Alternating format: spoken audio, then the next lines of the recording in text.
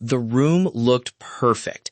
The decorations were beautiful, dinner was ready, and the schedule was right on time. Then the guests arrived. Within minutes, people were standing with plates in their hands, asking where the restroom was, searching for a seat, and walking right past the photo booth because nobody could tell they were invited to use it. That is the comfort gap. Nothing is technically falling apart, but guests are spending their attention solving the room instead of enjoying the event. Exactly. And our argument today is simple. Plan the guest journey, not just the floor plan. If people cannot comfortably arrive, move, pause, and understand what happens next, adding another feature will not fix the experience.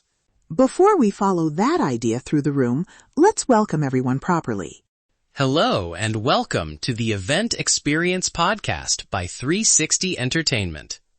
This is the podcast where we talk about what it really takes to create a smooth, engaging, and memorable event. From photo booths, DJs, audio guest books, and interactive entertainment to vendor coordination, event planning, guest participation, and behind-the-scenes challenges, we cover the details that can make a major difference. Wedding, birthday celebration, corporate event, school function, reunion, community gathering, or private party, our goal is to help you make informed decisions, avoid common mistakes, and create an experience your guests will remember. Let's get into today's episode. I call this review a comfort map. It sounds more complicated than it is. You simply imagine the event through a guest's eyes and follow the path from arrival to departure. Wait, back up.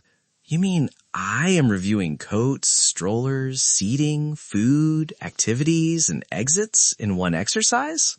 Not inspecting every inch of the venue. Asking a few useful questions.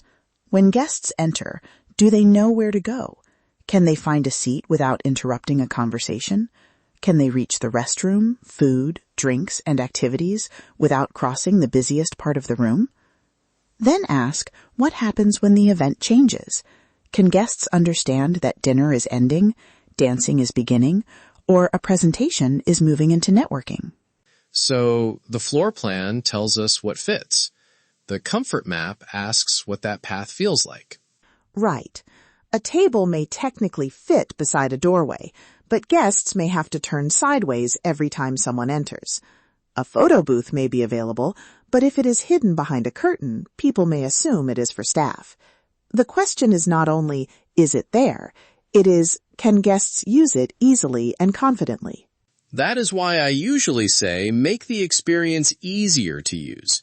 Put up clear signs, point people toward the activity, and I'm not sure clearer signs are the main fix.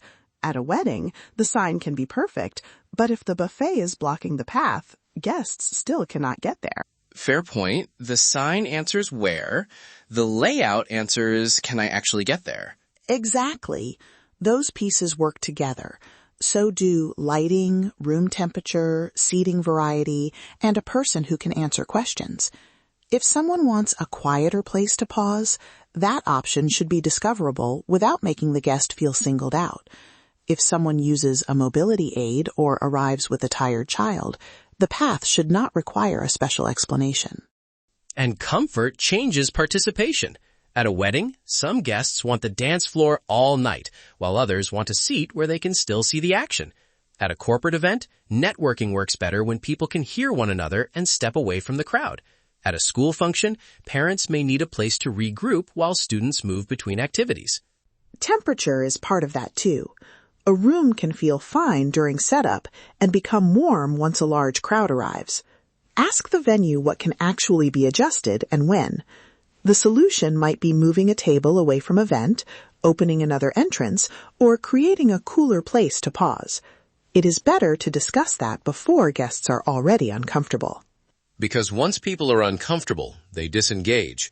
They skip the dance floor, leave a networking conversation, miss an announcement, or decide the photo booth is not worth navigating toward. Then a vendor may get blamed for a problem that actually began with room flow. That is where a short pre-event conversation helps. The venue can explain the usable pathways. The caterer can identify where the food line needs to begin. The DJ can suggest where announcements will carry best. The entertainment team can confirm setup space and guest access. And somebody should ask the wonderfully unglamorous question, what happens when everyone arrives at once? Yes. If the welcome table is in front of the entrance, the buffet cuts across the restroom path, and the only chairs are far from the main activity, the room will feel crowded even if the measurements looked fine on paper. At 360 Entertainment, we see the same principle with interactive services. A photo booth needs to be visible and approachable. A DJ needs a setup that supports sound without closing off a pathway. An audio guest book should be convenient enough for someone to leave a message without feeling like they are interrupting the celebration. And the right comfort plan depends on the audience. A reunion may need easy conversation areas. A community event may need clear arrival points and places to take a break. A birthday party might benefit from a calmer corner. A private celebration at home may simply need a plan for coats, seating, and movement through the kitchen. These are prompts, not universal requirements. Here is the practical action. During your next venue walkthrough, choose one path: entrance to seat, seat to food, or food to entertainment. Walk it slowly and check 5 words: arrival, seating, access, activity, exit. For each word, ask, can guests find it? Can they reach it? Can they pause there? Do they understand what happens next? If you find one barrier, bring it to the venue, caterer, DJ, or entertainment team while the layout can still change. That is the whole idea. Comfort is not separate from the celebration. It supports the celebration. When guests are not busy solving the room, they have more attention for the people, music, memories, and moments you worked so hard to create. Walk arrival, seating, access, activity, and exit before event day. One small improvement can change how long guests stay, how easily vendors work, and how welcome people feel. Thank you for listening to the Event Experience podcast by 360 Entertainment. We hope today's episode gave you helpful information, practical ideas, and a better understanding of what it takes to create a smooth, engaging, and memorable event. For more event planning advice, vendor insights, and behind-the-scenes conversations, be sure to follow the podcast and join us for the next episode. To learn more about 360 Entertainment, view our verses, or request a quote, visit www.360entllc.com. Let's create an experience worth remembering. Until next time, keep planning with purpose and creating experiences your guests will remember.